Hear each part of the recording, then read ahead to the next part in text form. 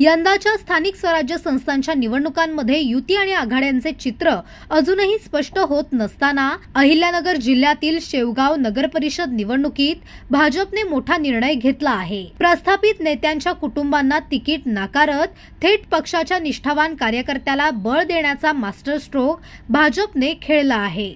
यामुळे शेवगाव नगराध्यक्ष पदाच्या निवडणुकीत मोठी चुरस निर्माण झाली आहे। भाजपने रत्नमाला फलके यांना नगराध्यक्ष पदाची उमेदवारी जाहीर केली आहे।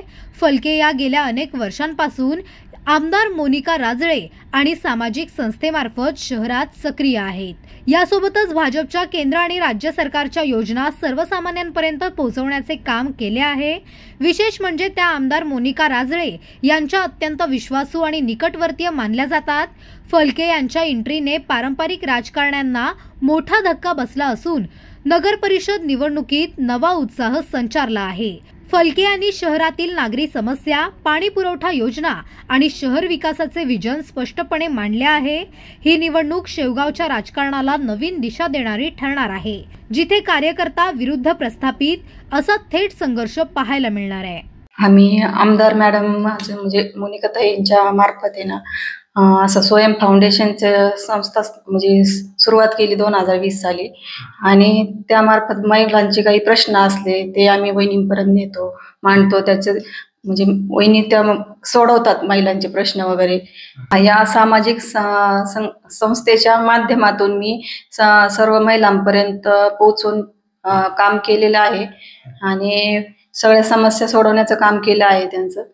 म्हणजे सगळ्यांशी संपर्कात आहे सध्या मी महिलांशी। मी शेवगाव शहरातून आमच्या स्वयं फाउंडेशन संस्थेमार्फत सगळ्या नागरिकांच्या समस्या सोडवण्याचा प्रयत्न केला। कधी मोनिकाताईंच्या याच्या संपर्कात राहून केला, कधी मी माझ्या पद्धतीने केला।